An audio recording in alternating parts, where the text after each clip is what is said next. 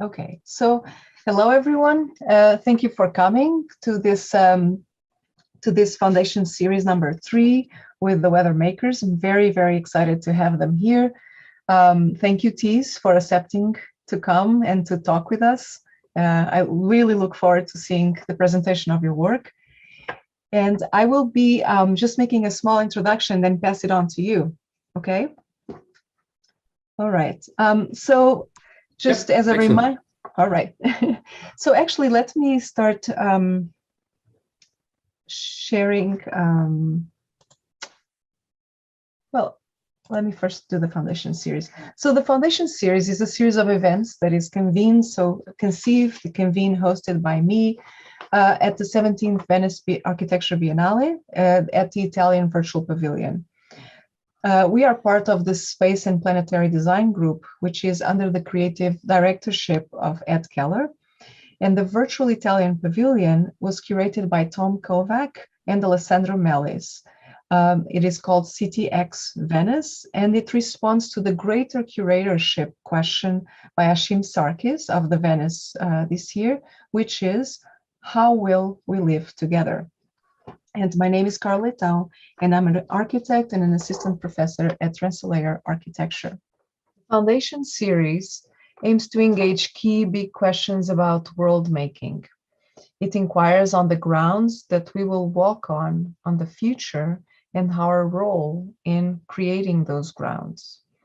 It is interested in design thinking and in the ways in which it makes or shapes foundational systems that then can be grounding or structuring the ways by which we could all live together.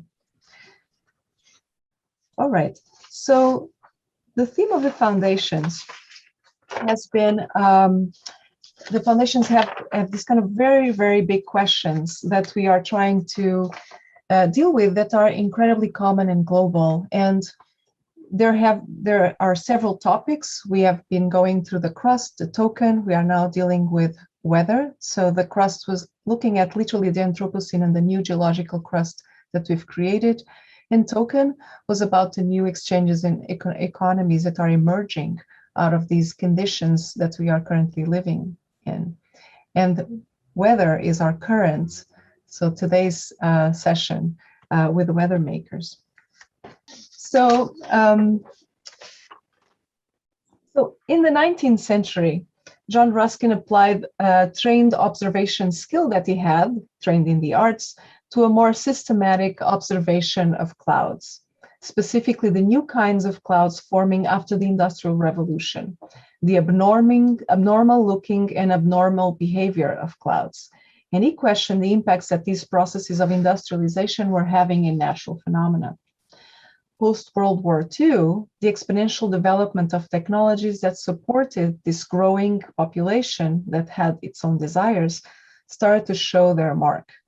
For those with great power of observation, the dots could be linked, but not for all, whereby there was now this encroaching of natural environments resultant from population growth supporting processes that had measurable impacts on a short and long term. In recent decades, we've been interested in responding to these changing climate conditions, perhaps in a very heavy-handed way, and to our responsibility for them as well, by producing more meteorological events or weather scale structures that can offset natural, supposedly unhinged behaviors. For instance, some geoengineering ideations include creating clouds of sea salt above the ocean, which would supposedly create a cooling umbrella by reflecting sunlight. Now, these geoengineering bold solutions come after a long modern era that has been celebrating open branch diagrams that see natural processes and materials as resources, places of untapped potential to exploit and extract from. So these branches of transformation do not turn back and instead are expected to dissipate elsewhere, creating non-solvable materials that become in that form part of the crust we inhabit. And this is very particular of the Sankey diagrams, which we got used to in the 20th century. Now, the Anthropocene and all the scenes that we have imagined of our futures, they talk in different ways of ourselves as a past. The new materials we have helped form by letting new processes emerge, bind and composite and become real, and they become more enduring than each of us. Donna Haraway, the author, imagines our dead human and technological bodies as the shell's waste of the future. What we have built in order to build something else that will no longer work in the future, and that is actually what stays. So the shells that we build to build something else we want, the shell is what stays, the machines.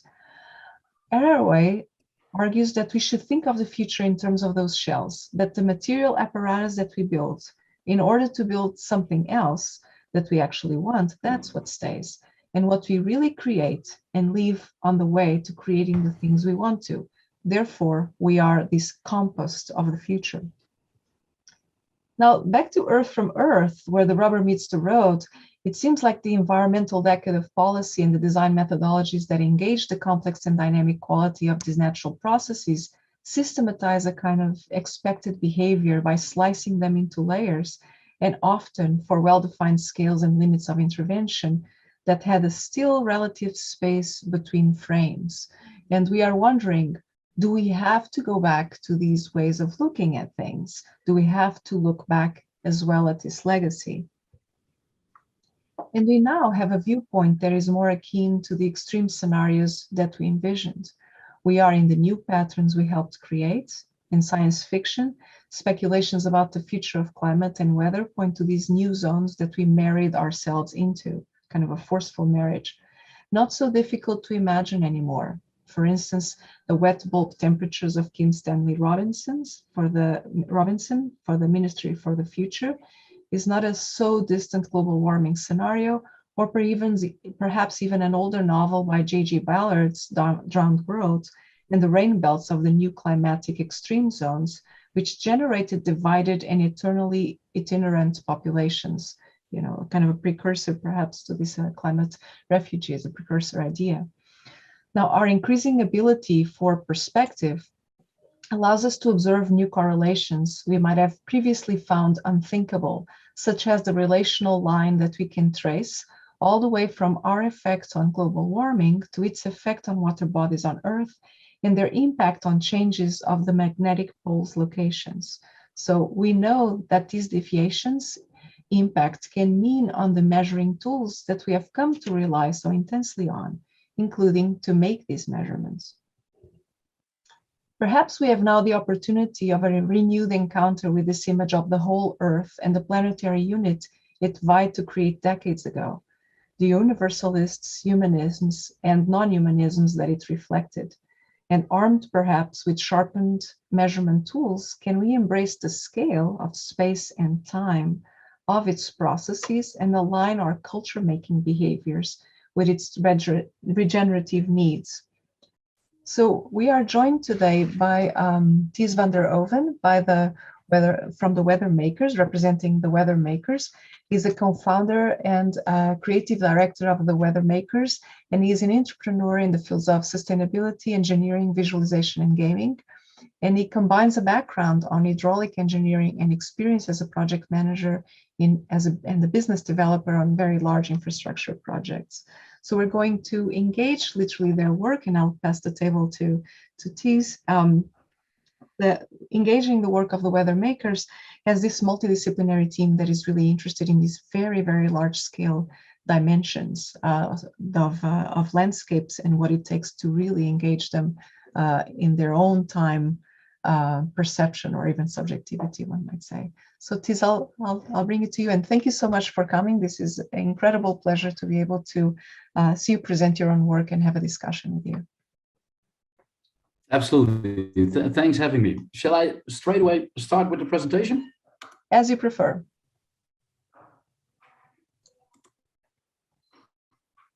Well, this view will still, yeah. If it now goes all well.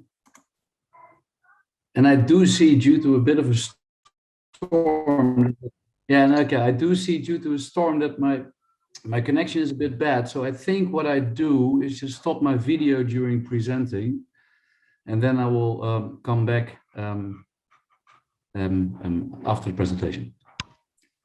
Sounds good. We can see your presentation. Good. So welcome everybody. My name is Ties van Roeven, and we set up the Weather Makers in the 1st of April in 2017. And really that path, I'm going to take you along in this presentation a bit on the whole process we're in the last 5 years. And also to explain a little bit where we're currently at, and hopefully when we can soon start with the project itself. And salam alaikum, we come in peace, because I think what this world needs, except from peace, is also a vision that will bring us together. And when I, not that long ago, was listening to the podcast 13 Minutes to the Moon, I started to realize that if we as a species are going to work together, we can really achieve amazing results without knowing. And sometimes I guess that moment is now. We have to realize that maybe we know all we need to really start doing something on our future perspective on this planet. After, together with Malik, who is not on this page, when I was still working with a large-scale dredging company, and we got a request from Egypt on the 19th of January 2016, my whole life completely changed.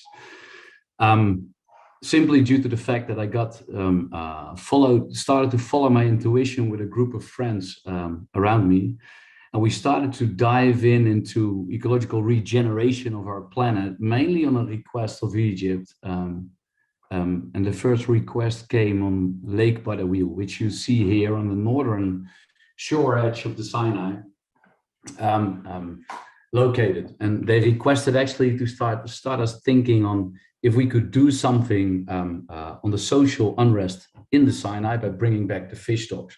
And they knew with dredging they could do something. And from that day on, my life completely changed. And it was a little bit more than a year later, we founded the Weather Makers with two close friends of me. It's Gijs Bosman and Muddy, for a couple of reasons. Because one of the most important thing of this team is that we could really trust each other to be able to get onto a bumpy road, to start trying to initiate this large-scale ecological project. And with it created, and it really happened in the first couple of months, and you will see that throughout the presentation.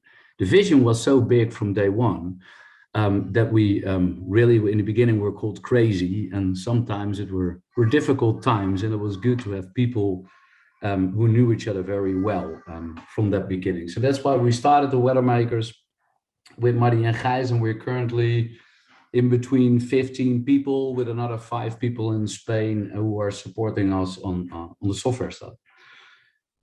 When that question came about ecological restoration, rather quickly we understood we required support from many different people. And just here are some important people I want to rename in this presentation. First of all, starting with Marcel Kess, who is now really our chair of our advisory board. He runs a vertical farming company in my city in the Netherlands, where we could really do for the first time just plant testings, and it really supported us in understanding and seeing ourselves the difficulties of the plants growing in marine sediments, but also the opportunities. But much more important in the beginning was John D. Liu. When we started to create the vision about re-greening the Sinai and all the technical steps, what we could do, it was already somewhere in May 2016 that somebody told me about his documentary about the restoration of the Luz Plateau. And he was then also working for Common Land, and rather quickly I came into contact with him on a personal level in Amsterdam. And John, first of all, and I will show you some images, documented for 25 years the re-greening of the Luz Plateau in China, and very well understood the possibilities and the needs for it.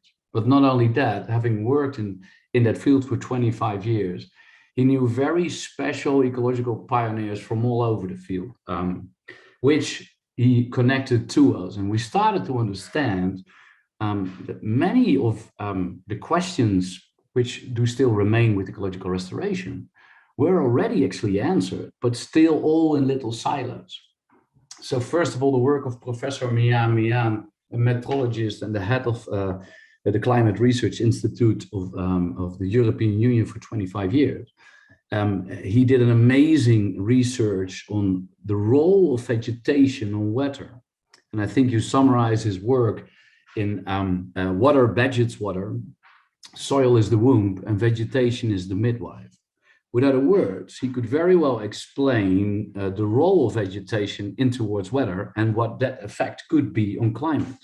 Not only that, he was able to show that if ecological systems or functions are, if we break them down as humanity, the effects could be all over the planet and could have a devastating effect for humanity in the livable parts of our planet. Next to that, John Liu connected me to Professor John Todd from Canada, and he started to create the Eco Machine. And he, for me, started to really explain to me how to work and engineer with ecological food webs. So how you could purify water with algae, fish, and plants instead of only the bacterial parts, which you lots of the time see used because we can control that. And he started to create holistic ecological machines for many different aspects. And when we started to meet together, I also started to realize that together also with Mian Mian, they were not really using models.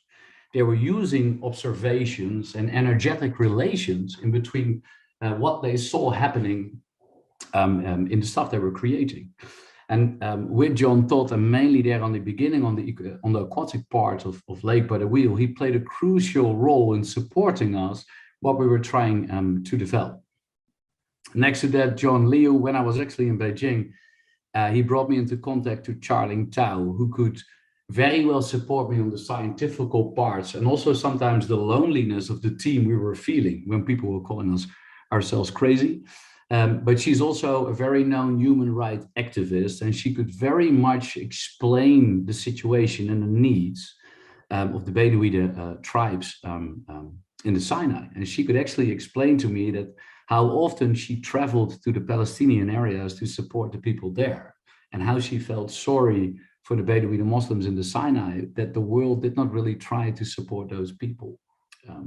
Next to that, Daniel Halsey, who was a permaculture specialist and a beautiful visualization artist, very well took us along in really learning the permaculture lessons on land and trying to learn and the methodology of thinking to also further create and engineer and build on that on the aquatic part. And last but not least is of course Professor Li Rei, who is actually the person who started with the re-greening of the Luz Plateau. And I never forget his, the first time I met him, I told him that, that the whole work we were carrying out and the whole kind of, as a contractor, how to really create this organic white infrastructure. And I never forget that he told me that they studied before they started re-greening the Luz Plateau for 5 years. And he said the funny thing was, after those 5 years, we were further away from the answers which we were required to do what we needed to do, then we actually became closer. So then they just started to create 11 different approaches in 11 different watersheds.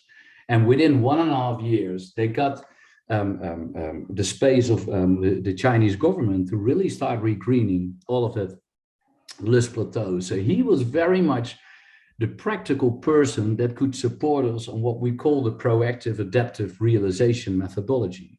That sometimes the holistic process, you simply need to start and see what's happening to define the best way, and not always trying to wait and engineer it completely, because it will always be different.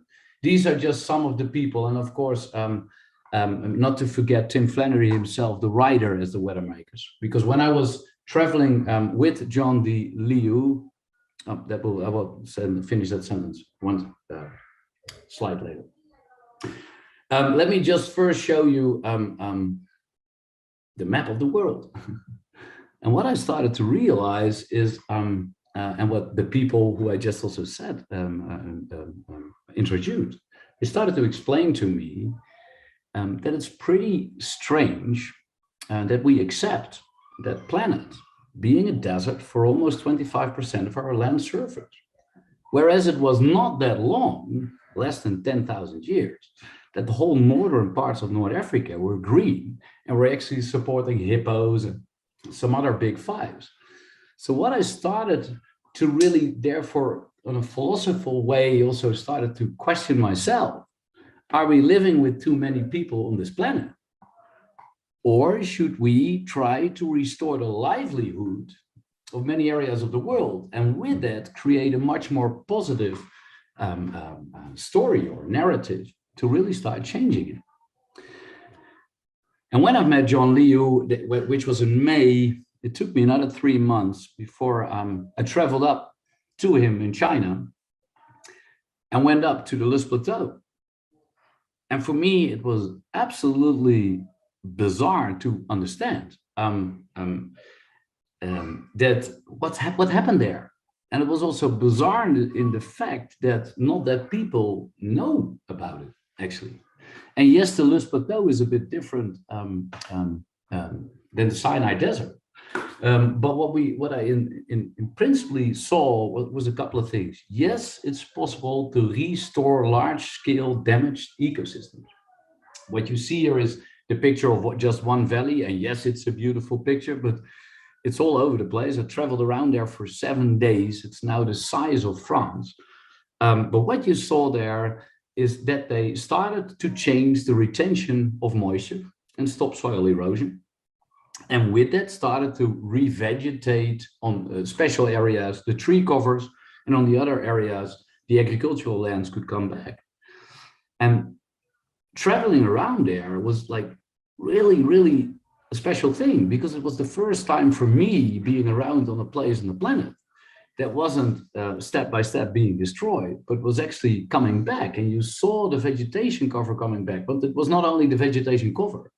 It was the sediment control of the Yellow River. It was the poverty control of the region. It was the food security of China. But even more important, it was the pride of the people. You felt that these people were again picking up ancient cultures and etc., all these type of things, and that they're very proud on their lands, on what they were doing. So it gave me a very positive vibe on what we were intending to do. And not only that, what we started to realize, and that's in principle what you see here as being a dredger. Yes, ecological systems are very, very complex systems and not even close to the complicated stuff like we make on iPhones and other things. But what to do to bring them back remains relatively simple. And lots of it, and we still had to convince that whole dredging industry, which is normally mainly destroying ecosystems, we had to show them that earth moving capabilities could well be part of the solution for the planet, and maybe not only building windmills or other things, but really on the core, retaining more moisture and restoring ancient weather.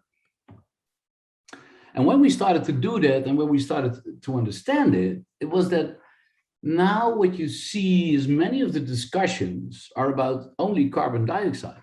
And I'm not going to start that discussion now, but there, of course, there's much more than only carbon dioxide. And the fact that we used carbon dioxide to understand the problems in the world, that's a great gift that we now know it, that we're in a problem.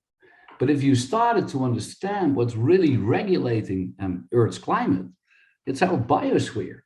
So it's not only carbon, but it's much more. And you can see it in this visualization of, I think it's from Stockholm, yeah, where they actually put down the 17 sustainable development goals and showed that, and you can look that back in the history of our planet, that every society that started up on our planet has her basis in her biosphere, in her natural capital.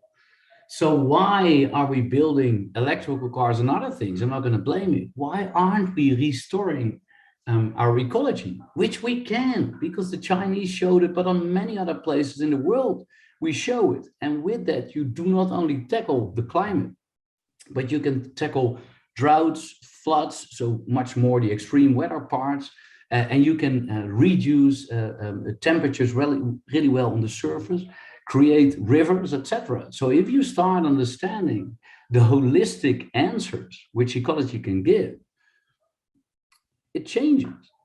And the basic principles are rather simple. If we restore the percentage of biomass, you will start producing more dead organic matter.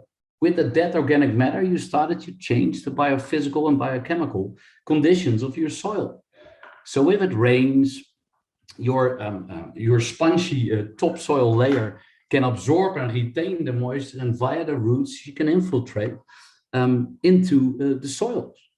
And if now the sun comes up, the plants and the rivers and the soils can all evaporate their moisture to control their heat. But by evaporating the moisture and controlling the temperatures, you start changing the low pressures and you start changing the winds. So with that, you start changing the weather. And if you start adding up the weathers of many days, you will start to get a climate. So if you start looking into ecological restoration, it really starts rather quickly by changing our weather, and in that sense, changing our positive climate. And with that, what we started to do, because many of the people say, yeah, but if you build a windmill, you got electricity.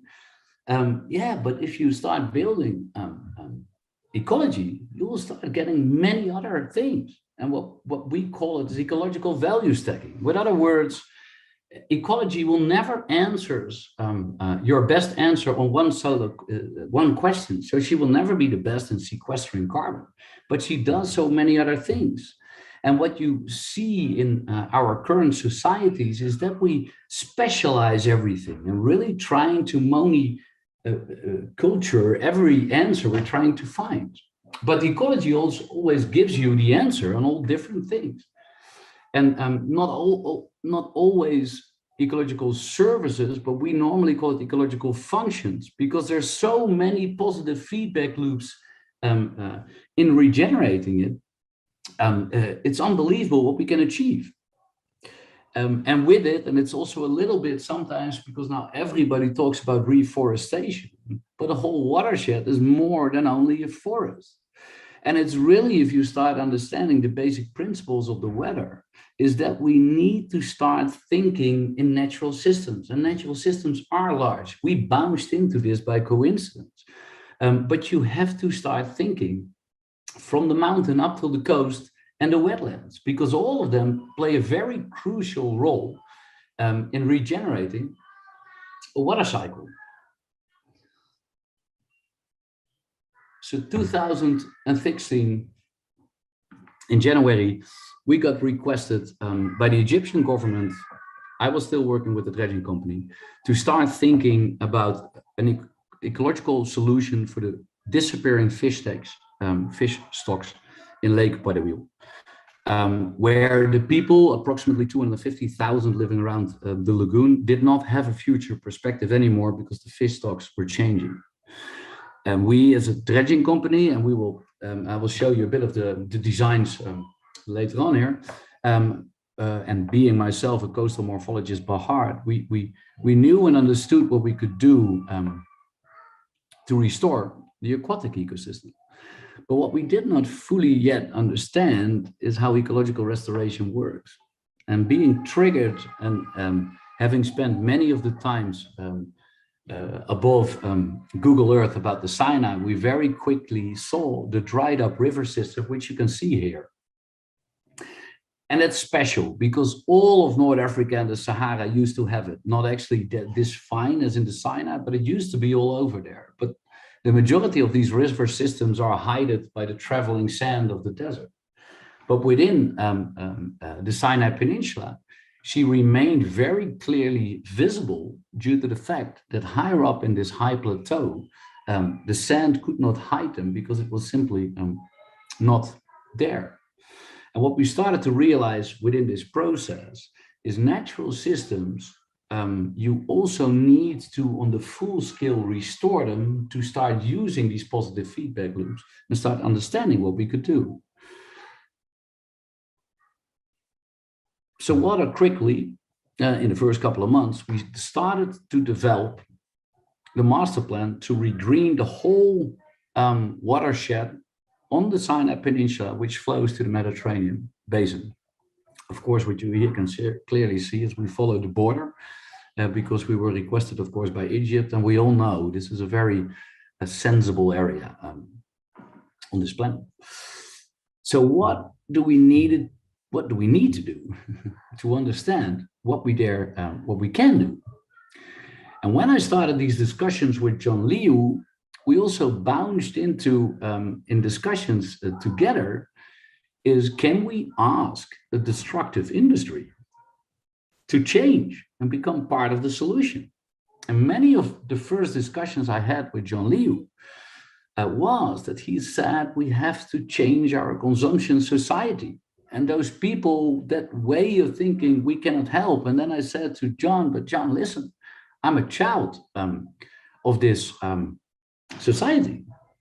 I'm actually working with an industry, mainly also due to your work. I started to understand what we're doing wrong. So isn't it that we should start and try to convince these industries to think in a different way?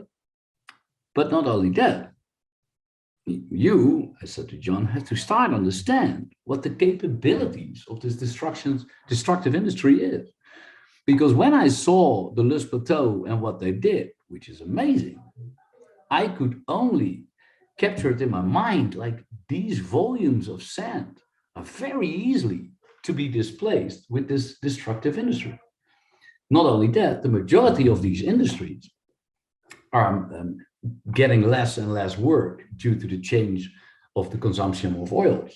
And so there's also a big opportunity now and a need within these industries, also the oil industry actually, to start showing them that their capabilities could really become part of a sustainable solution where they maybe not thought of in the beginning. So what we started to do was on different tracks, which I touch upon, starting to develop, research, and really design. So the first track, and I'm glad now to say that we're very close, hopefully before the end of the year. This is, I have to agree, I was thinking this already for 5 years, but since a year now, we're very close into contact with the president of Egypt to start the first track. And that's really the regeneration of the lagoon Badawiel. But next to that, we have already, of course, presented the whole vision. They also asked us to develop a pilot project where we could show that the dredged materials out of these lagoons, very fertile marine sediments, can be used actually to restore large-scale damaged ecosystems. And with it, and all the work of John Todd, we are building a whole real-scale testing site. We actually start construction next Monday, where we work on the Eco Oasis principle, where we actually create the opportunity for the local people to get supported by these industries, which do resource-based dredging, and they start processing the salty marine sediments towards freshwater ecological building blocks. And next to that, track 3, we started a whole academic research in Wetses, where it's not really one institute, but where they have many different PhDers from different fields, from all different universities, working together, where you actually take them out of a kind of tunnel vision and really start bringing together from different fields just to increase the innovative research. And what we there are doing, just continuing the work of Miam. And we're mainly there working on, we call it a weather making contract form, where we actually bring holistically together based upon data analysis, no complex computer models, really on data analysis, how you can restore water cycles and how much water and energy you can put into it. So to really budget the best optimal approach. So let us start with Lake Butterwheel. DEME, you see here on the right side, is the Belgian dredging contractor where we, together with the weather makers, develop it. And we, as the weather makers, do the full technical, we take the technical lead on the ecological restoration, and also take care of the, we call it the digital twin, which we create to fully be able to map all the different changes that will happen to ecology. What you see here is the lagoon, and if you clearly see it there, but I will show it on the next image as well. There are two inlets. Currently, the lagoon is only 1.5 meters deep on average, 600 square kilometers, a hypersaline lagoon, and with two inlets to the coast. There you can see the two inlets a little bit better, and this is the bathymetry of the lagoon.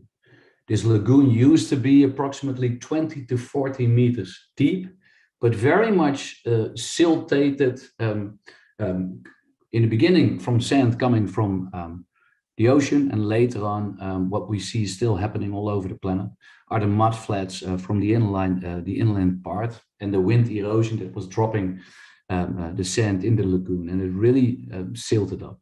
What you could also see is the current inlets are just being dredged. But what we do, and you also see that happening on many places on the planet, we try to construct breakwaters to keep the inlets open. But the problem with building these breakwaters is that you stop the spiral flows normal natural systems have. And these spiral flows can play a crucial role in your primary production of an aquatic ecosystem. So what we started to do well from the beginning, when we were brought into contact with the local peoples from there and from the government, they started to give us all different fish catch. And I was a morphological engineer. With other words, I'm always used to calculate in hindcast ways of calculations.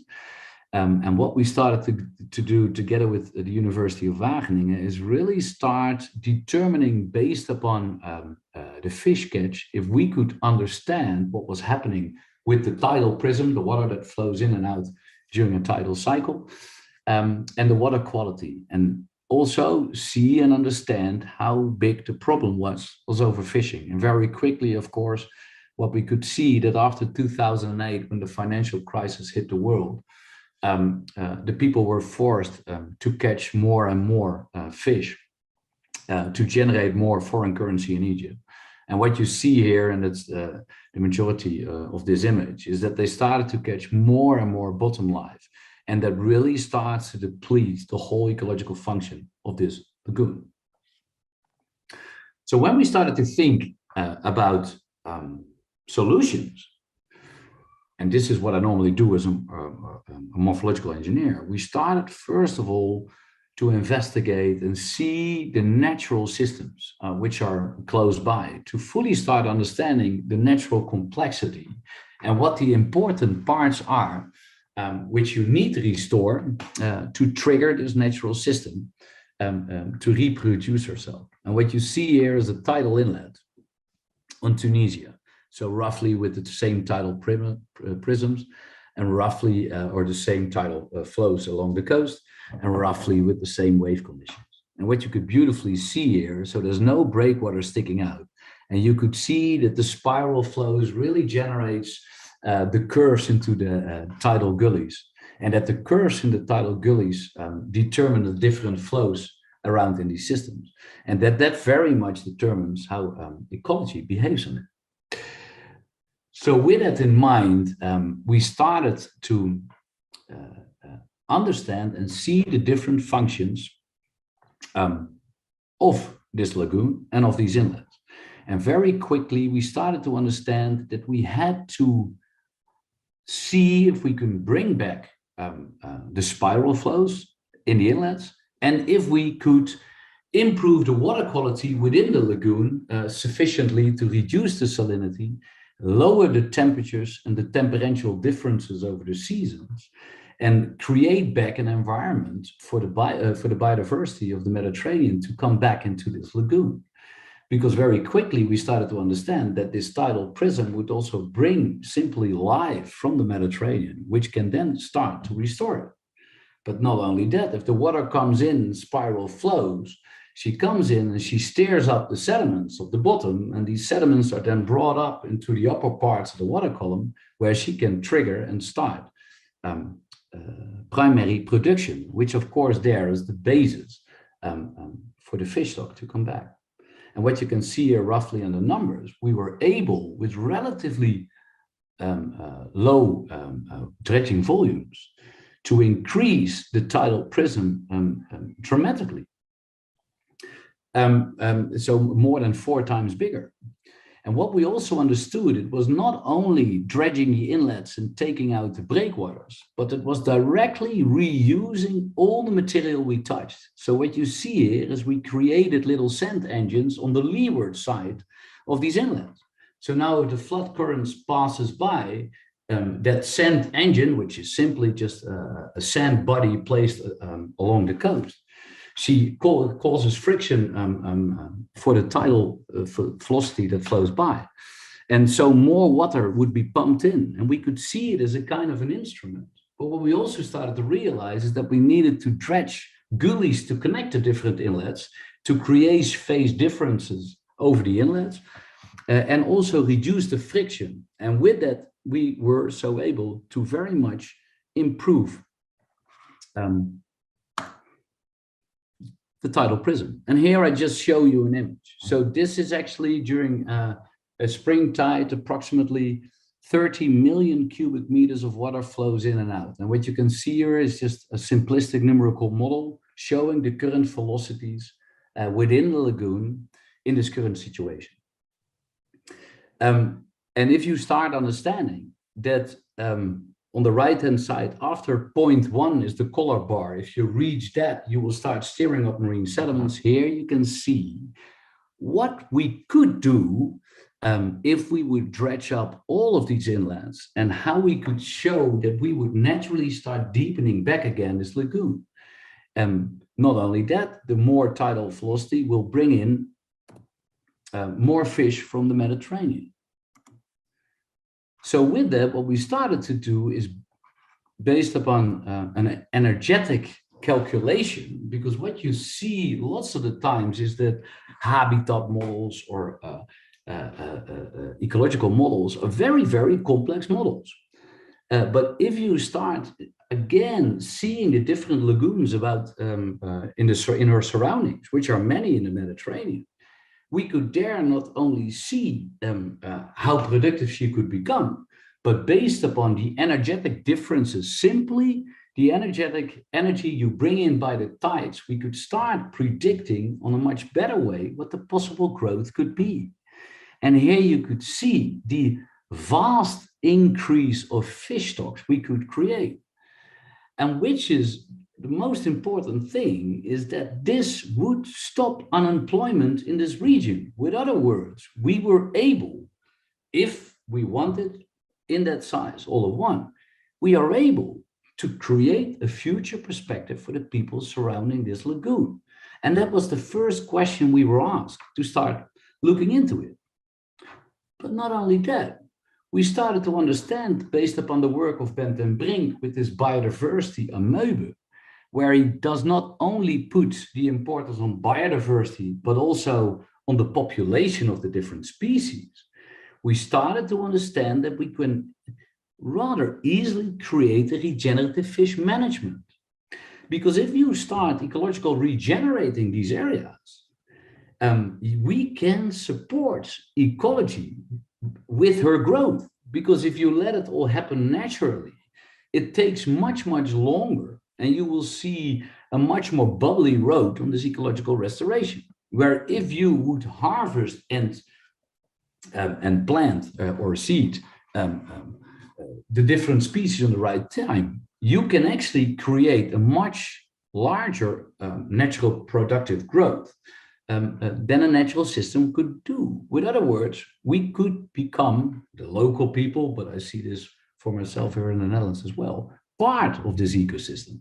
And we could actually now trigger the growth to become more. And even more important, we could now offer the local people that they can start benefit from it straight away. Not only that, they become the key people in their regeneration, where it gives them the knowledge of their own system to start understanding what could be done.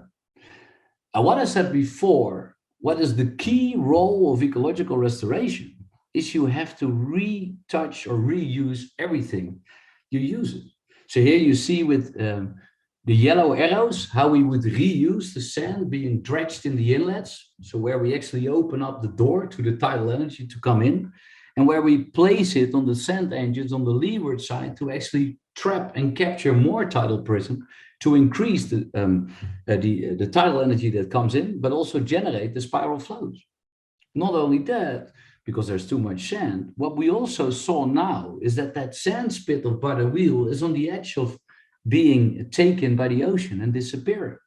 And this would mean an ecological disaster because 2.5 billion cubic meters of organic, fertile, rich sediments would flow into the deeper ocean, where you could create an ecological disaster by starting to heat up these waters. So what we started to do is directly starting to reuse the other sands by reinforcing the natural sand spits and recreating their old wetlands they used to be. And next to that, the marine sediments dredged into these gullies can now be used to start restoring the wetlands, which play a vital and crucial role, not only in the aquatic ecosystem as the fish nurseries, but they are actually the evaporation factories of watersheds. So it's those wetlands that play a vital role in starting to regreen these areas. And how can we do it? That remains rather simple. The material we dredged, we can pump back into those near shores. And with the local people, we can start revegetating, first of all, with the salt-tolerant crops and the halophytes, and which we can simply see because there are still some marshlands on the eastern side of the lagoon available. So lots of the times we create a very complex picture, but if we start looking at the natural systems just within this lagoon, the answer would become clear. And there again, the most important thing of these wetlands, where saltwater marshlands are the most productive ecosystems of these planets, and where they play a crucial role for the phytoplankton, which get remineralized the water on the mudflats, for the aquatic part. So that's actually the first part, which is now in full discussion with the Egyptians. And hopefully soon, next year, we can really start with that process. But now let us touch to regreening a desert. First of all, what you still see in this picture is that it still rains in a desert. For me, in the beginning, that was a bit of a surprise because I thought it was also dry, but it was last year, 2020 and 20 March. There were large extreme rain events in the Sinai Desert, which caused a lot of erosions and a lot of mudfloods. So by regreening a desert, you will not only tackle the risks, but there is still water potential available to start and boost that regreening process from the beginning. But let us land a little bit in how we also could convince the board of this dredging company. So here you see just one cross section of Lake Butterwheel and the soil image. And there you could actually see the filling up of this lagoon and how it used to be much deeper. So you see the beach sand and the shells on the upper part of the rock. And on top of that is actually the Sapka deposit. And what we see is when approximately 5,500 years ago, the ecological system collapsed. Before that, they started to deforest the highlands of the Sinai. And with that deforestation, the river flows towards the lagoon stopped. And that tidal prism, which plays a crucial role in morphodynamics, changed. And we see that the lagoon was filling up by sand from the ocean. And the subgas deposits are then many from the mudflats of the overgrazing in a later stage of this area. And these subgas are interesting because these subgas are very salt, very mineral and nutrient rich, except for phosphor, and holds still vast amounts of organic matter, approximately 5 to 15%. And when we got the first samples in, we asked some universities, can you analyze these soils and can anything grow in it? And the answer was actually rather simply, no. But we also started to realize the main reason they said no was mainly due to the fact that it was that salt. And many of the people, and lots of the times in these engineering topics, it's really your starting point that also determines where you're going to. But for us as being morphological engineers, the salt actually naturally flocculated all of these organic materials, the clay, the nutrients, and the minerals. So for us, the salt was actually the savior of that material still in the system. So we very quickly started to see, or starting our journey on the fact that the salt was the savior of our materials, and what can we do with it? And the first things we started to do in the climate rooms in the vertical farming company here in the Bosch, we got the soil, start placing halophyte seeds into it, and they started to grow. And very quickly we realized it's not only the minerals and the nutrients. From the first analysis in the laboratory, we discovered there were vast amounts of microbial communities inactive. So what we started to understand that if you want to increase your success of regreening, lots of the people, which is correct, talk about indigenous plants. But we started to understand that we have indigenous soils.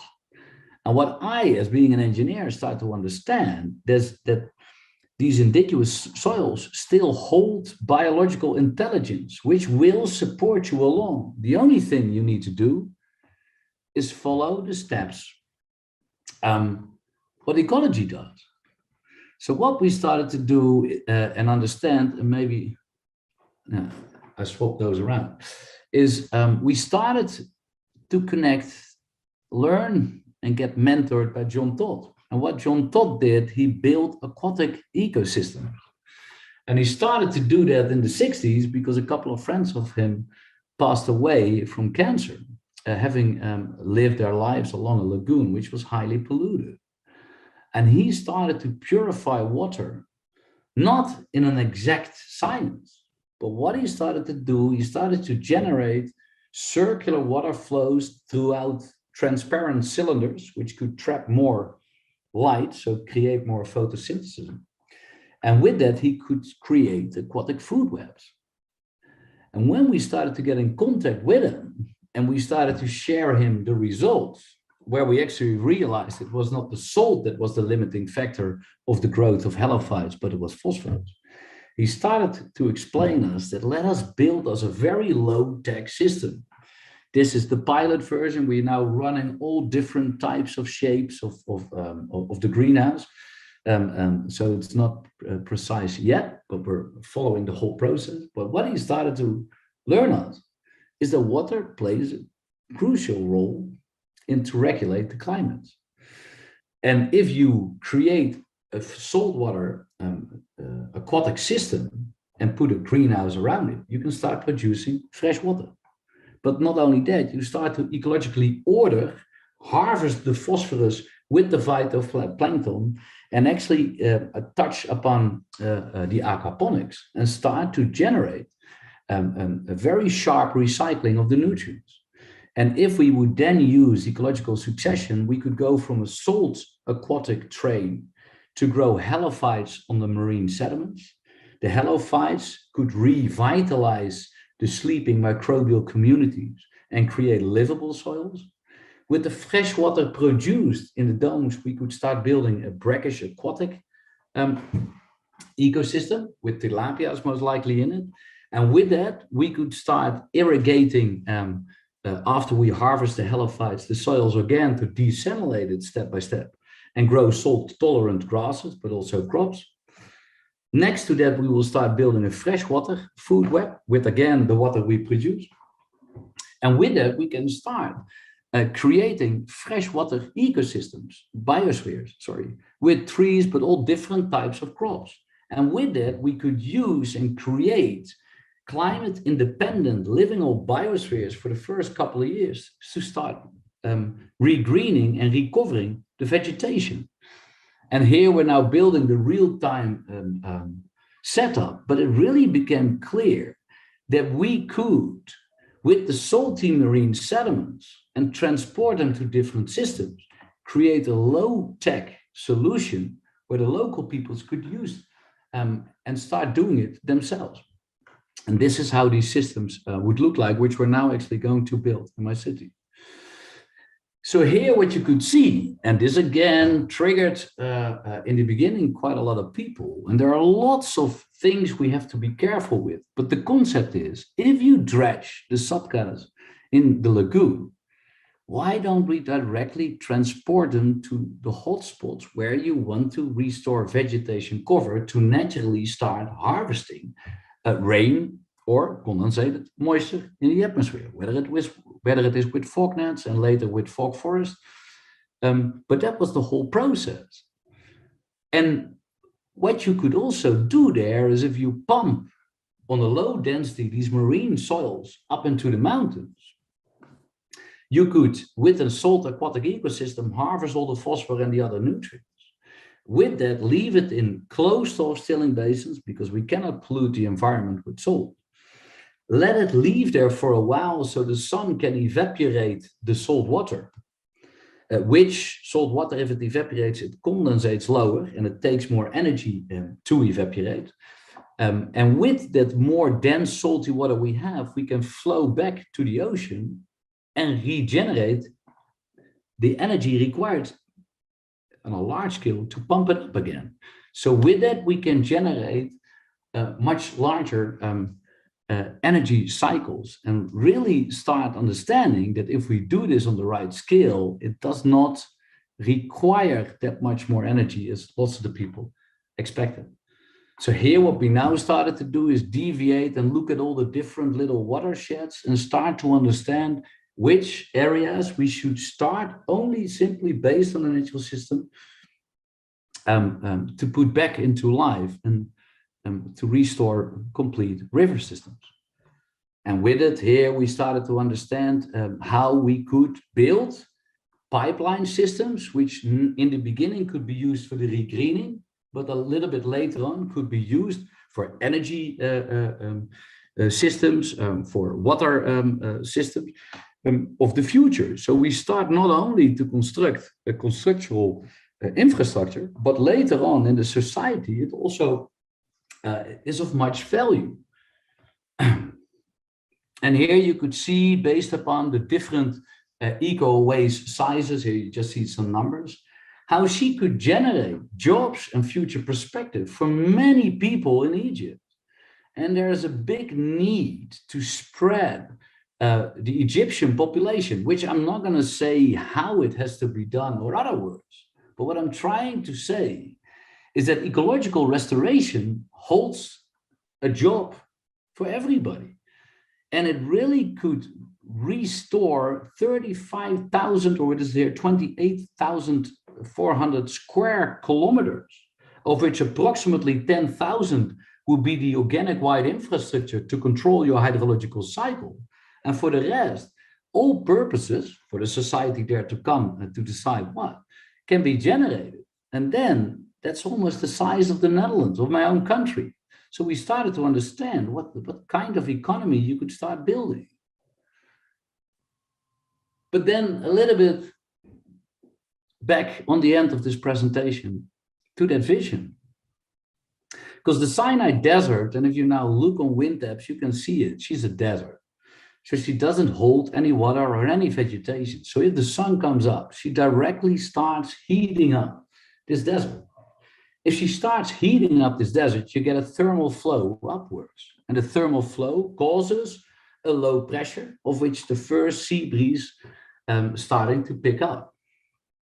The sea breeze, which holds the evaporated moisture from the ocean, is heated up by this thermal flow and increases her wind speed quicker and quicker, and all the water of the Mediterranean is lost over Gebel Katerina, the mountain down south on the Sinai Peninsula, which approximately is 2,700 meters high.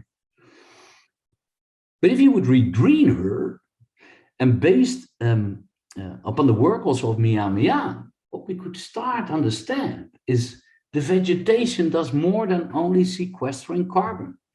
The vegetation harvested the water from the atmosphere, and with the organic material, she infiltrates it into the bottom.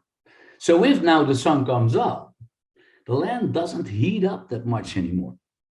It now looks on the models, you always have to be careful with the models, that we're looking in temperature differences of more than 15 degrees in the summer. So if water is available to evaporate or evapotranspirate, you reduce the heat, so you reduce the thermal flow, and you increase the water moisture. So what you see is that the relative humidity is not reducing anymore, but she's picking up. And based upon the work of Mia, the 14 grams, when it's 26 degrees on the Mediterranean basin, which are just average numbers, only requires 7 additional grams of water moisture to produce rains at mountains at approximately 2,000 meters high. So what we started to understand is that you only need 1/3 of additional moisture to create rains on the elevation. And the elevation, of course, causes the air to cool down. But what happens if water vapor condensates? She starts, of course, imploding because she becomes in liquid state. So she starts not pulling the moisture over the land, but higher up in the atmosphere. And when she condensates, she creates a droplet. But with the condensation process, she heats up the air in her surroundings, and you get these cauliflower clouds, which simply means to say that process is cycling and cycling in the clouds. And if the droplet becomes high enough, the gravity is going to win it from the thermal heating of the condensation process. And when she falls down, she creates a drag force. And yes, she turns the wind. And what we started to understand, again, in ecological restoration, don't zoom in because you're losing the connectivity to the other regions, but zoom out. Now, what you see here is on the left side is that Sinai Peninsula currently. And what you can see if the sun comes up, and just look at the windy.com websites and stuff when there is no low pressure close by, the sun comes up and this little Sinai Peninsula becomes a vacuum cleaner. And if she becomes a vacuum cleaner, that's because the sun is heating up this land. She's creating this low pressure and she's pulling lots of the evaporated moisture of the Mediterranean into the Sinai, brings it up to 2,700 meters where the air gets colder because of her elevation, and she falls down into the Red Sea. And she creates a very strong wind down south. Whereas the butterfly effect, you would change the winds due to the availability of the moisture into a different direction.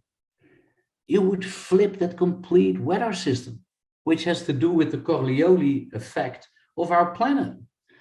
And what you do is you restore this cycle, and due to the rotation of the Earth, the moisture of the Indian Ocean in the right season can now flow back into this Red Sea.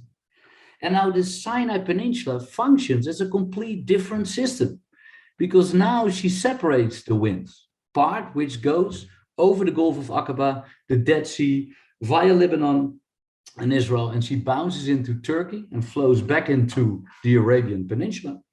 And the other part flows into the Gulf of Suez, where she can flow back into the Mediterranean basin, of which we know in Athens and Greece that many of the biodiversity was found from polyps coming from the Indian Ocean.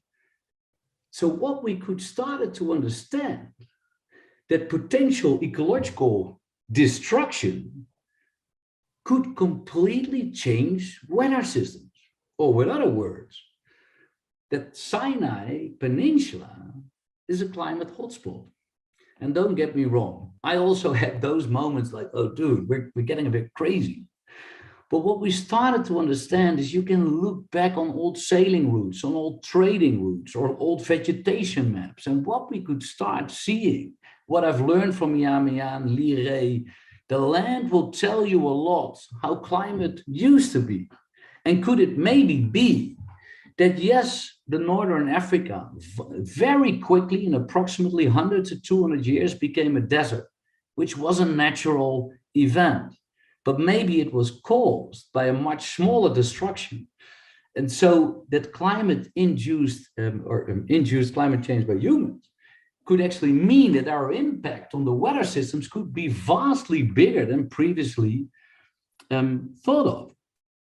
And this is when I was reading the book, The Weather Makers, which on page 66, that will most likely be coincidence, where they actually explained works from Plato and other very great thinkers, that they saw the flood, how do you say it in English? The big climate change happening in Babylon, where there was a sun flood all of a sudden coming. And that brought in rain and caused massive floodings. Well, could it be that the ecological destruction of this system start generating these winds down south and start pushing in rain, which they never saw before? And all of these surroundings of these areas are very high mountains. So the water vapor was trapped and could only just fall down on the very well irrigated systems. So we started to understand, and together with all these people, that if there are crucial climate points in our planet, we can, in a new way, look at our historical events and start understanding what happened. But not only that, we could start understanding that ecological restoration should play a much more profound role in the difficulties we're had. Now, the very well first question we ask ourselves, and people start asking themselves, okay, guys, but aren't you stealing water from other people? If you see here on the left is the Sinai, and these are all the registered tracks of typhoons and cyclones of this region. And if we would start stealing water, the answer would actually be rather simple. No, we stop a disturbed water vapor distribution, where you see that the moisture leaking from the Mediterranean injected in the Indian Ocean creates the best place for bad weather systems to start. In the old days, they would travel down there and could create here a bad weather system, but during climate change and the vast increase of the temperatures around the Sinai, so more moisture is being injected into it. In the last decade or two, we see bad weather systems already happening in the Iranian Peninsula. But not only that, the leakage here with Aleppo creates a foehn effect on the Sinai, which pushes out the moisture and creates desertification in the northern part of China, and again increases bad weather systems. I'm not going to say that everything what we're saying here is fully precisely correct, but the main driver of it remains the same. We can now predict those bad weather systems much better. And then via John Liu, I traveled up to Mian to start understanding all of his work. And what he showed me was this map. And these maps are the encatchment basins of the planet, where the darker areas are not encatchment basins with an ocean inside, and the other ones are. The UN did this on lots of soil data and DNA taken from samples from all over the planet. And what you can see here are a continental divide. And for me, a continental divide, that's a little bit the work of Mian, is to simplify the whole story, is a mountain high enough to separate weather systems. So there you can actually see is that the majority of the moisture evaporated on the Mediterranean used to fall down in this light blue area.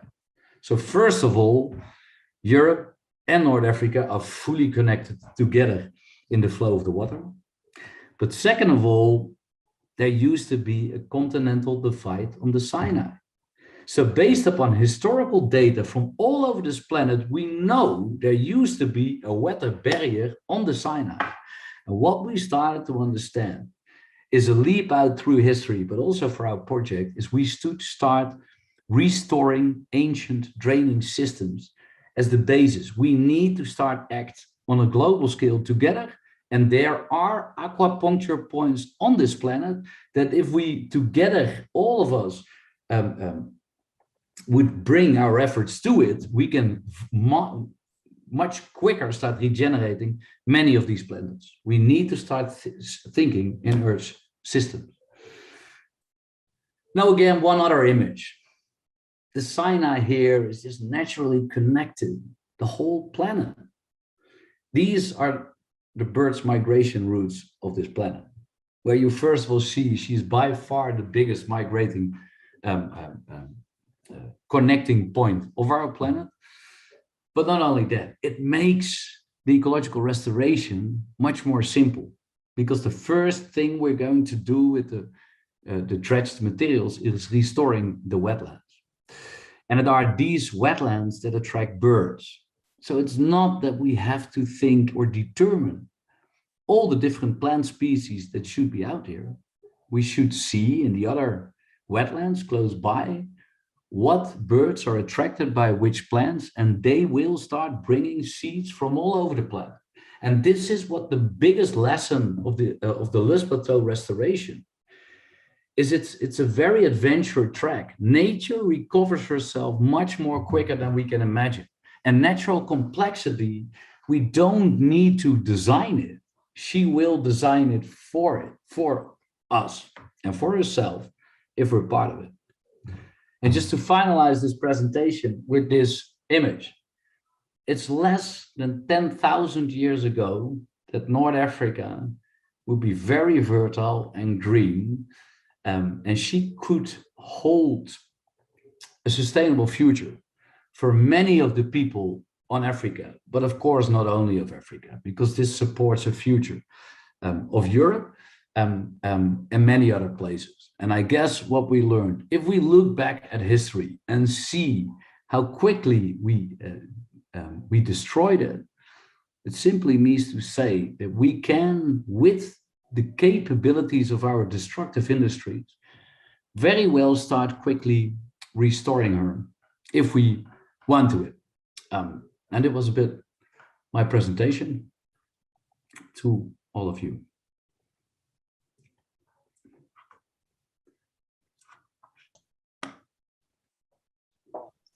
Thank you, Ties. This was incredible. Incredible. Thank you. Man, I had all the times, yeah, I had all these questions and you kept answering them. It's like, oh, I have this question about this. Like, and then the zoom outs, and a great party friend idea, the microbial and the bacterial communities, such an interesting discovery.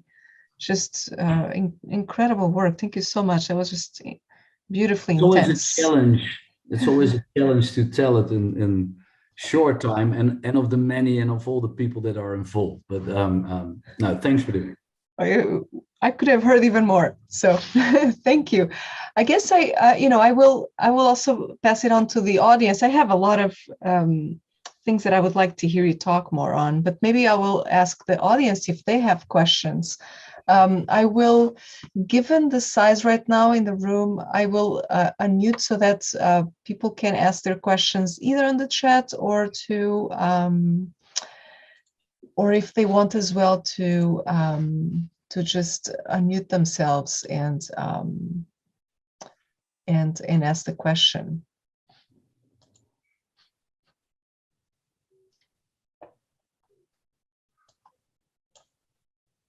So I'm giving it to the audience in case anyone wants to ask a question.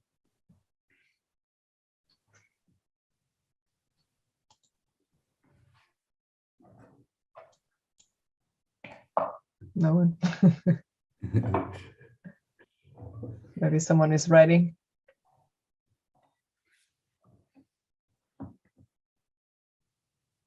Okay, so I actually, I have plenty.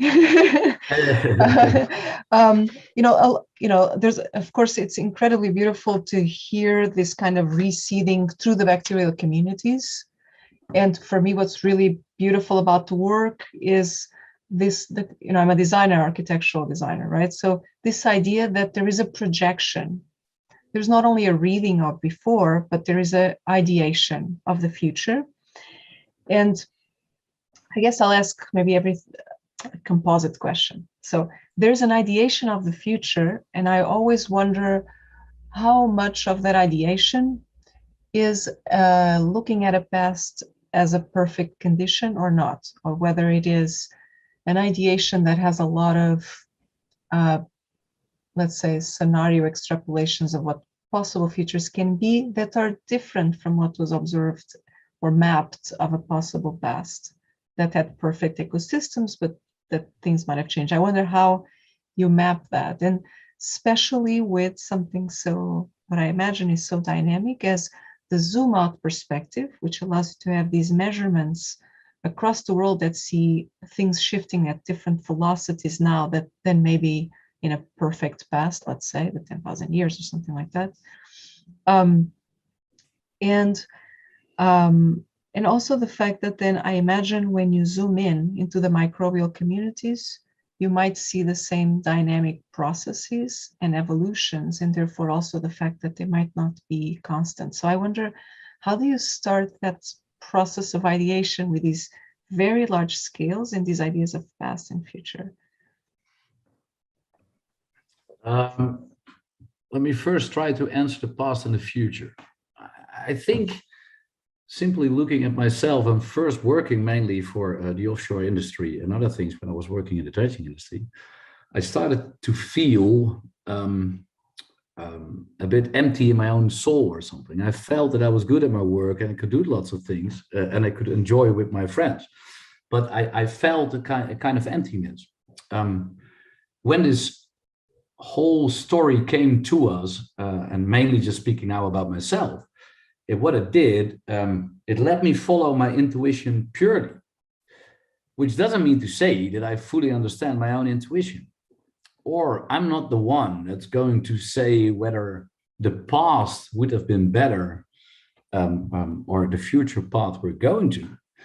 Because by following the intuition, it sometimes is also just following your feeling. So not always thinking too fast ahead. Having said that, I've grown up with some hippie parents, which are now majoralized a bit, and we sailed always. Living in the Netherlands, I found it pretty damn bizarre that we talk a lot about climate change and other problems, but as a country, we don't really do that much. And having grown up with, in the beginning, the inconvenient truth, and of course, lots of the stories of my parents, I started to realize is that what I didn't really understand is if you would just look at the scientific data, what the hell are we doing in the Netherlands? We rather find a new place to live, because if we don't do anything, we don't change it. So what I think is do we know exactly what this would mean in the future, such large systems? The answer is simply no.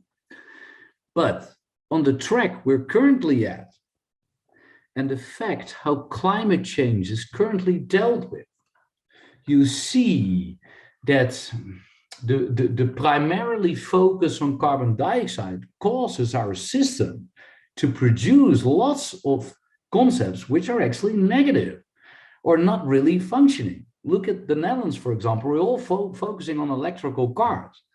But if you really look to change what it will do, it's not that much. We call it emission-free driving. How the hell is that electricity being produced? We're going to dump windmills in the ocean where it has a very negative effect on our ecology. So the answer, to be honest, is what I realized myself, and having traveled around in the Lus Plateau, is that ecological restoration, ecology, that's where we're from. We are ecology. So it's weird that if our DNA looks that much as a banana or something else, why don't we treat it in the same way? Why don't we start understanding that ecological restoration doesn't determine our way ahead? It gives an answer to many of the problems we currently face, and which is not only climate change, but it is the food problems. We got water scarcity, we got drought, we got extreme weathers. There's so many stuff we need to worry about, which we need to change. And then another topic, which you lots of the time see, is that people start shouting that we're with too many people on this planet. I personally do not believe by shouting it, we are going to change the behavior of humanity. And lots of the people tend to say that our social behavior is so difficult and that we're very difficult to change our behaviors, etc. Which is funny because if you look in our history of our species, we are known as being one of the most adaptive species there were. The Neanderthals were stronger, smarter, and other things, but it's our species that could change a lot. And that's why we could change quicker than our instincts, and that's why we could change. So what I started to realize is that we need a narrative. We need a narrative that leaves nobody alone. And of course, it's not only that it's a climatological acupuncture point. I'm not a religious person, but I bounced into the historical position of the Sinai Peninsula to our the different faiths on this planet. And what I started to realize that lots of these spiritual connections are also to this land. And so we started to understand that it unites us, it brings us more together, and it's up to us all together to decide where we're going to. The only thing what I know, I did not ever saw an ecological restoration project that would become negative. That's one thing. Now, the other thing, so I hope I answered, there are a couple of questions for you, and if not, please request them again. Now, the other thing, what I've learned actually from Daniel Halsey, he said, Thies, if you cannot scale it up or you cannot scale it down, it isn't a natural system, so stop with it. So for me, in Excel, how we started with it, the size of that Sinai or the size of a microbial community or a molecule or anything, it doesn't really matter that much.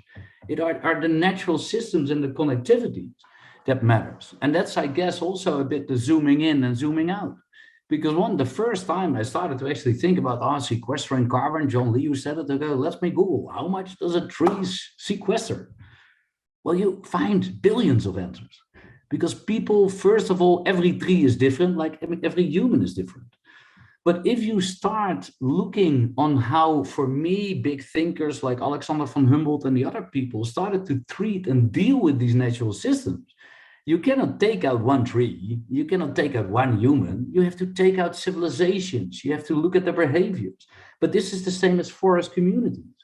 So there will be, also could see, is we have to zoom out. And I'm not going to say that it's bad to specialize our answers in certain things, because this is a little bit the ways of Darwin describing evolution.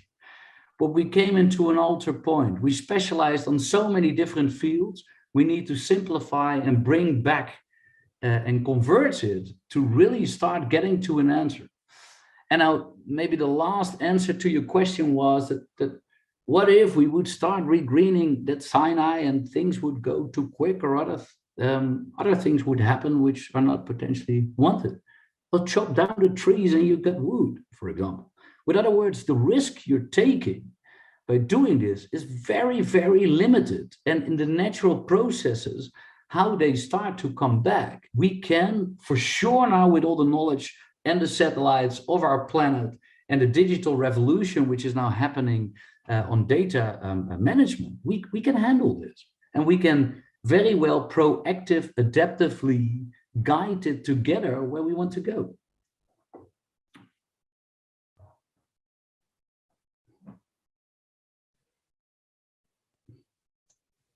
Yeah, that's a fantastic, it's a fantastic way of bringing it together, because exactly, I think the issue many times has to do with understanding, how to recognize limits or starting points for an activity, and also that often has a series of implications of how one considers that one is part of a process. So, for instance, are we stewards of something? Again, are we carrying something that we consider to be fragile? Or I think what you're suggesting is we're helping restart a series of processes that then have their own robustness, and we're kind of walking beside them or walking with them at the same time. I guess that's That's at least what I hear. um, Yeah. so I'm wondering if anyone else has other questions. I want to give a little bit of space to those who came by chat or by unmuting. If you can't unmute, you can write on the chat.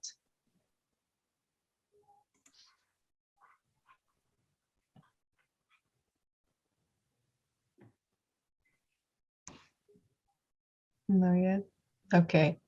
So I wanted to actually ask a little bit more, Tees, about the Eco Oasis examples and Yep. the idea of the transportation. So the idea that there's actually this kind of almost like, it's not in vitro, but these creations of these kind of beginning communities, basically the restoration of these beginning communities of vegetation, microbial activity, etc., soil. So this idea of the indigenous soil, and then the idea that can actually be transported and reseeded. And I'm actually curious, like how much, I don't know if I'm asking for a number, but how much of that has been experimented with, and how much do we know of it now in terms of what are some of the successes we've seen with that? Like, have you tried it for years or particular surface areas, or like how much have we discovered? Because it's a really interesting topic. No, again, that answer, or I have to answer that in a couple of ways.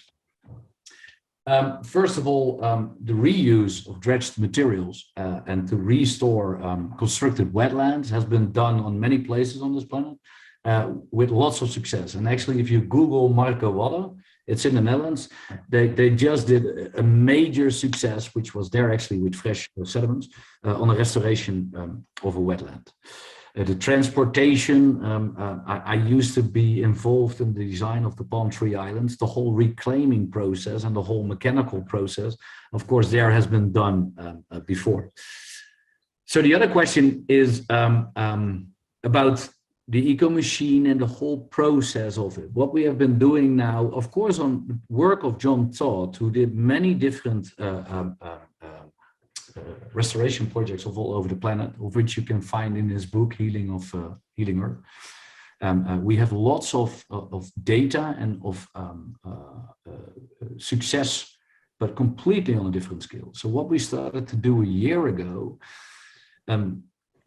what we realized was that the Sinai is a very less polluted area because she was destroyed with humanity so long ago. There was never really an industrial or agricultural destruction. And we actually, by incident, bounced into the fact that the majority of the primary production within Lake Badawi still is diatoms, is phytoplankton. Mm-hmm. So I called up John and said, John, listen, I'm working here on the diatoms, and what I see is that they like spiral flows because they cannot reactivate the upper parts of the column where they can grow. But do you know a bit more about it? And he really started to shiver because he started in the 60s to work together with lots of scientists that were growing diatoms as being a basic foundation for the food production for fish. And if your nitrogen silica level is in the right conditions, she will outcompete all other primary productions of it. And the diatoms are really the baby milk of that system. So he could bring us many references and examples of his own work of how we could create a diatom-based food system. And that's what we started to do. And very quickly, we started to get into, and John Todd supported us with lots of the knowledge he brought into the aquaponics. And there are many fertile systems known where they use aquaponic systems, which they still feed with fish. We are just going to, with fish feed, and we are going to feed it with a natural food production, where we know how these fish populations can very much trigger plant growth. And what John Todd started to do for us is really analyze, this is what he did in his early stage of his career, but he had to bring back, the man past 80, so he had to read back and bring back all of his knowledge. And what we started to understand, that many indigenous tribes all over the world, this is what they used to do. You used to bring back cattle, aquaculture, agriculture, and a household to really generate nutrient cycles, in that sense, on a large scale. So we started a year ago with that whole process, and we did it towards the brackish water and the salt tolerant crops. And the results are just amazing.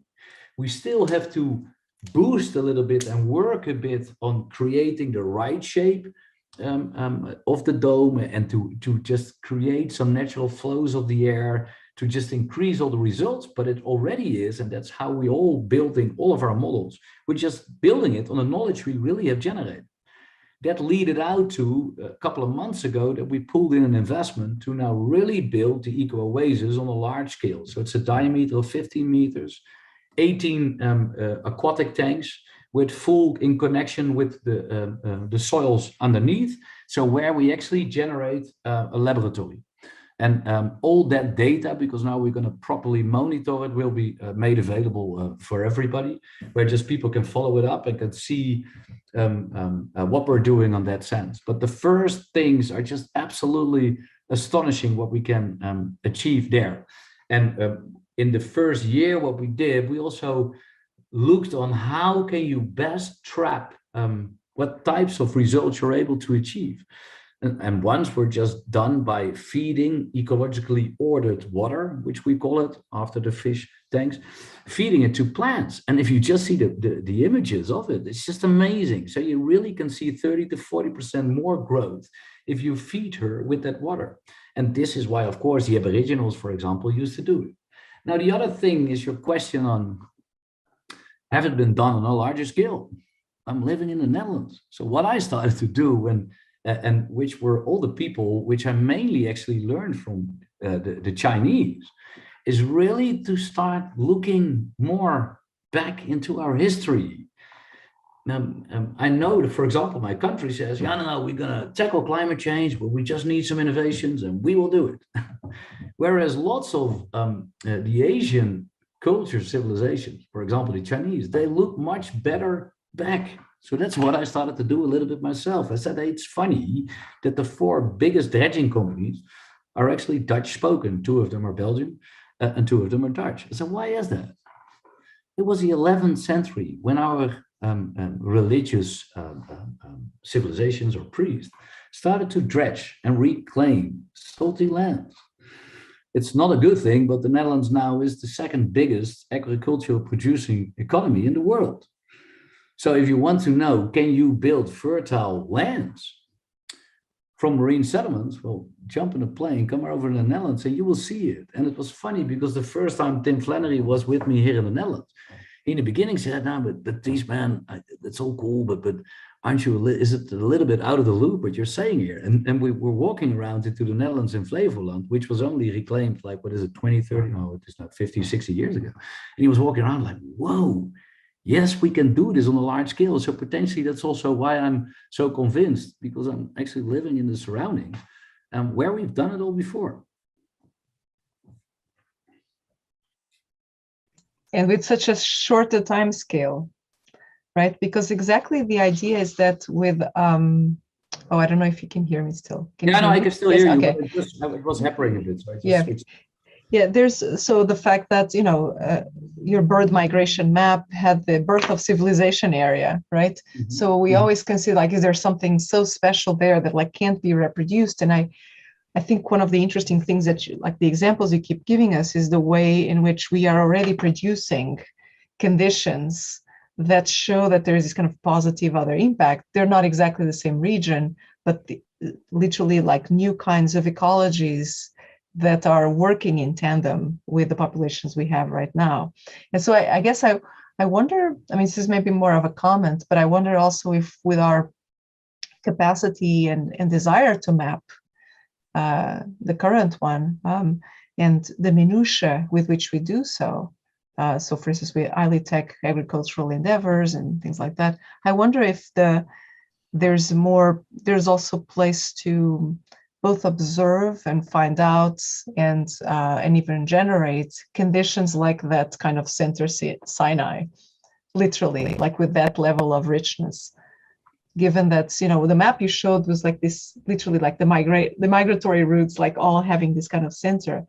And so I wonder, you know, that there's a history and there's a situation and there's a let's say there's it's almost like it's so central that I wonder if there's going to be more like that either are generated naturally or generated by us, or if there's this kind of like one can go so intense about that idea of the creation of nodes.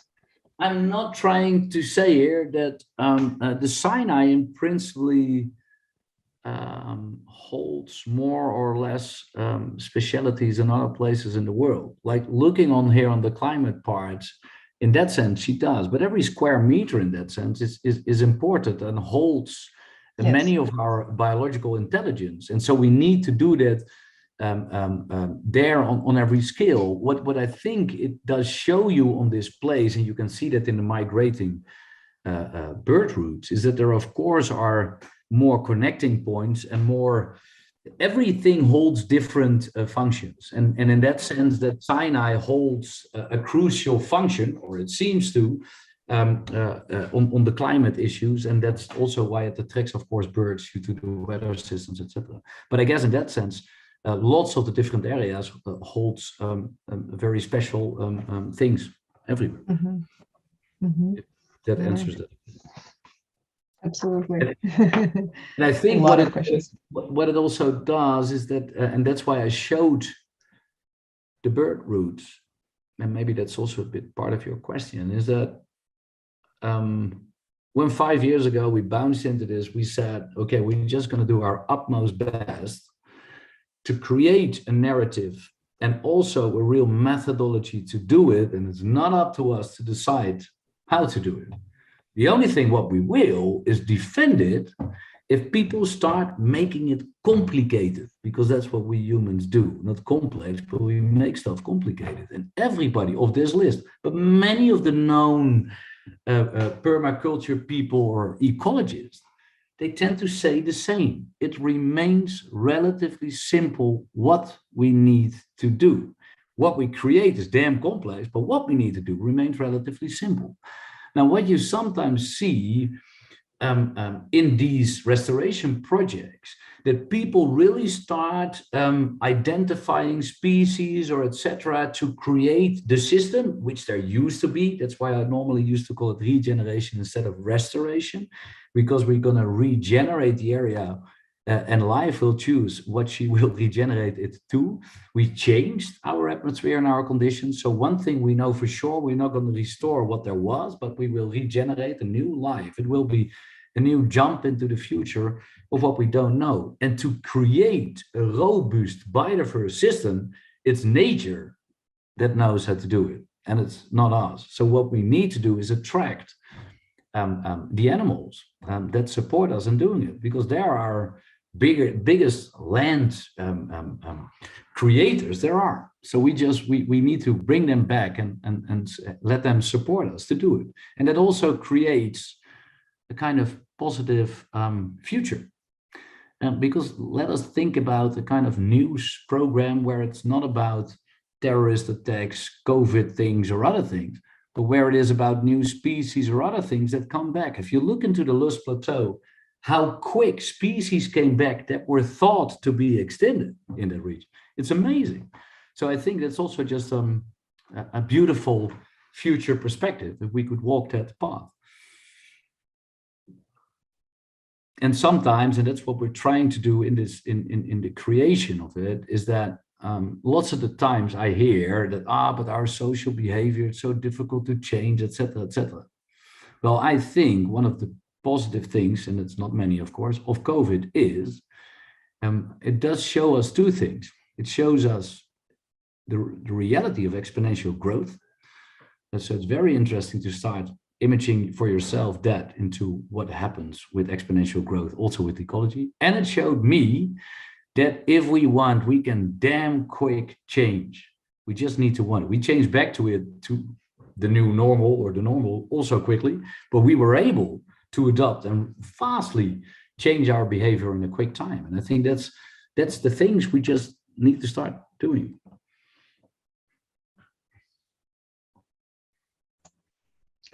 Wonderful.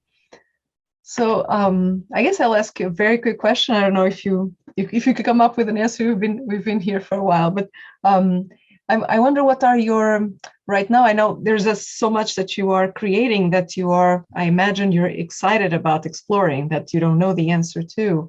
But are there specific interesting questions or problems that are coming up in your work that you would like to share that are like really interesting for your curiosity? That are unknowns that have appeared? There Or is everything? in that sense, that there are of course many unknowns, but I like that, because then there is stuff to explore and find out and see it. And I just said that on the animal or microbial basis, every day I walk into the Eco Oasis, I found out more stuff. So in that sense, there's not. But of course, triggers me, and what remains points very clearly of attention are a couple of things in this project. Is how are we gonna create that society where equality with ecology becomes number one? And how can you, and you can see that a little bit after that Saudi Arabia said we're going to re-green it, that you see that lots of industries and people are jumping onto it. And don't get me wrong, I've got a whole ethical board around me to ask, can we ask a dredging company? Can we ask an oil company? With other words, who can you trust? Who can you not trust? Can you ask such destructive industries, and can you still remain having a trust? You can change it. Also on another level, which normally people also ask me a lot, how can you work with a government which is there now in that country? So and that's, I don't know if I can make a question out of it, because I'm at a couple of things. I'm happy I'm naive. I'm happy that I believe that the majority of the people are good people, but I'm not knowing that for sure. So we're always normally saying we're generating tools and a narrative for this world to pick up and do and start changing. But I'm not, and I really, what I do myself is I hold very close to me that I really strongly believe that the vast majority of the people are good, but it's the system we got connected to where the problem is. And the system, democracy, if I look at the Netherlands, and if I see our problems in trying to change the answers we are faced to, the democracy is a very weak system to transformationally change what you're doing. And I'm not going to say I'm keen on the Chinese system, don't get me wrong, but they were able to it. So I guess what always remains in that sense, the question is where that future path will go to. We can fuel it, we can do our utmost best, and we can try to keep it in that sense, I guess, as clean as possible in what we're trying to do. Maybe give it a practical question or a practical answer. Sometimes I find it difficult to I need some time always to ask questions, but maybe I will send you an email later with some questions then. But just give you some examples which are difficult. When we started now for the certification of carbon in a natural base, so not only on the polluter base, but the one that cleans up gets rewarded, we started to bounce into very funny systems. This system created, because now everybody is waking up, we can naturally sequester carbon. We have to do it. Yeah, of course, it's way cheaper than building lots of the other stuff. So they started to do it, and they said a moment to me like this: listen, you can ask like $100 for a tonnage of carbon dioxide. Do it if you do the right social structuring around your project. But like companies like airplane companies or the other ones, they're willing to pay much more for it if you do it well for that society. I said, okay, cool, but who then decides what's well or wrong? Yeah, that's what we do. I said, hey, wait a minute, but wait, we as Western world, we destruct lots of stuff. Are we now going to determine how that social structure of the people that live there would work, that sounds a bit weird. So these are the practice, and that leaded to that we not want the most money for that carbon, because we are not, I don't feel myself the person that has to tell how the Bedouin, the Muslims, and the Sinai should work. I can only do my utmost best to generate energy, positive energy to them, to help them restore their lands and create the tools, but it's up to them to do it. My ecosystem I should restore is down here in the Netherlands, what I can do. So I guess there is, you see that this system sometimes very much triggers you with money and other things, but you have to, in that sense, remain calm. And on a personal level, it was not that long ago that we searched the attention also to trigger a little bit Egypt to start really negotiating about the whole project. And that's why we came into The Guardian and some other things. But on a personal level, I normally don't do a lot of these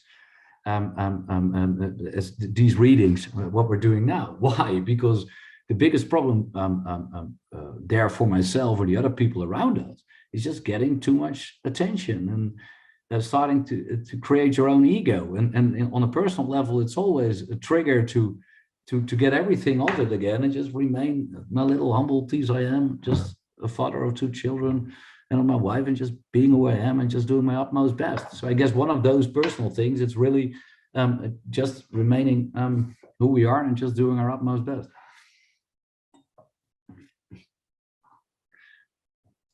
Fantastic, Thies. Thank you so much for the vision. I'll ask one more time if anyone has questions in the chat. Otherwise, no. All right, absolutely inspiring. Yes, it was, and it is. Thank you so much, Thies. It's wonderful to see the vision and also to see the approach. The approach with which you're working. For me, it's personally also just very, very inspiring. So I'm really, really excited to be able to have this conversation. Thank you for accepting to do one of these. And I look forward to having more conversations. Yeah, no, absolutely. And the moment we are starting sharing more stuff, or there's really a breakthrough in Egypt and the other things, I will for sure let you know. Yes, I would love to see the way in which the Eco Oasis starts literally showing how it works to the world in a kind of a public way. Really beautiful idea. Thank you. Thank you so much. And I thank all the attendees for coming. And I hope you have a lot of inspiring thoughts to go home with. And I look forward to also hearing your questions. You can always contact me and, yeah, let me think a little bit about also. it. Always, I need a bit of time to then to put the question. I'm normally the questions are hard. But I will do. All right. Thank you. Thank you so much. And thank you all. Okay. Bye-bye. Cheers. Bye.